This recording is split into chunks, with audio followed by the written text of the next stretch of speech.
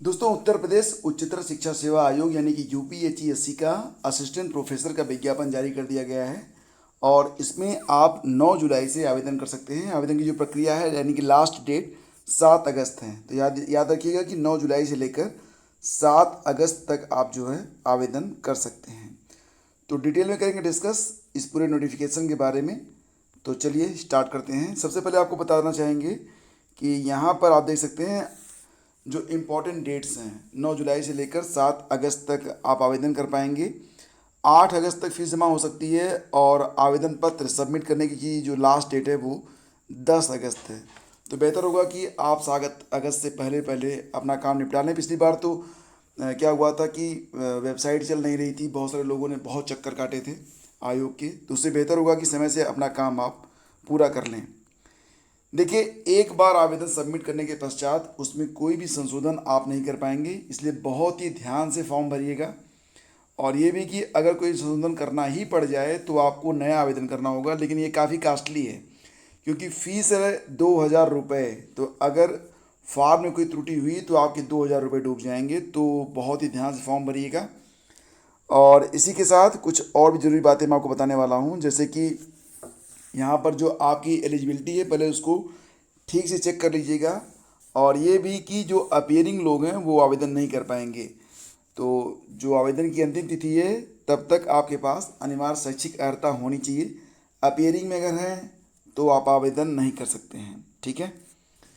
इसके बाद देखिए, यहाँ पर फीस बताई गई है। सामान्य वर्ग और आर्थिक रूप से कमज़ोर वर्ग और अन्य पिछड़ा वर्ग के लिए जो फीस है वो 2,000 रुपये है। अनुसूचित जाति और अनुसूचित जनजाति की जो फीस है वो 1,000 रुपये है। इस पर टैक्स भी लगेगा। जब आप जमा करेंगे फीस तो उस दौरान भी आपको कुछ परसेंट लग सकता है। 10-12 रुपये, 16 रुपये और 50 रुपये तक लग सकता है। लेकिन यूपीआई से करेंगे या फिर स्टेट बैंक से करेंगे तो कोई अतिरिक्त शुल्क नहीं लगेगा आपका। अधिकतम आयु, इसमें भी यूपी की टीजीटी और पीजीटी परीक्षा की तरह जो लास्ट डेट है, मतलब कोई भी मैक्सिमम एज लिमिट नहीं है। 62 साल की उम्र तक आप आवेदन कर पाएंगे। और जो वेतनमान है वो काफ़ी आकर्षक है। ग्रेड वेतन तो 6,000 रुपये है और वेतनमान कितना है आप देख सकते हैं यहाँ पर। तो बहुत ही आकर्षक सैलरी मिलती है इसमें। और जो लोग यूपी के हैं सिर्फ उन्हीं को आरक्षण का लाभ मिलेगा। शैक्षिक अर्हता के अंतर्गत आपको बता दें कि आपके पास पीजी की डिग्री होनी चाहिए, यानी कि संबंधित विषय में आप पोस्ट ग्रेजुएट हों प्लस आपके पास नेट का सर्टिफिकेट हो या पीएचडी आपने की हुई हो, तभी आप आवेदन कर पाएंगे। नेट या पीएचडी, लेकिन पीजी इंपॉर्टेंट है। पीजी में कहा गया है कि 55% अंक होने चाहिए, लेकिन अगर आप आते हैं रिजर्व कैटेगरी से तो 50% अंक भी अनुमान्य रहेगा। तो ये बात आप ध्यान दीजिएगा। इसके बाद देखिए, जो मुख्य बिंदु हैं, चयन का आधार।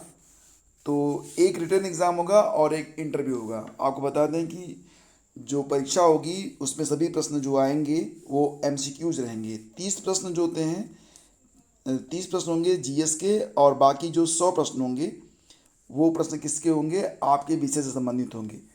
तो इस प्रकार से कुल मिला के 100 प्रश्न होंगे, 200 अंकों की परीक्षा होगी, 30 अंक का इंटरव्यू होगा। कुल मिला के 230 अंकों पर फाइनल मेरिट जो है ये तैयार की जाती है।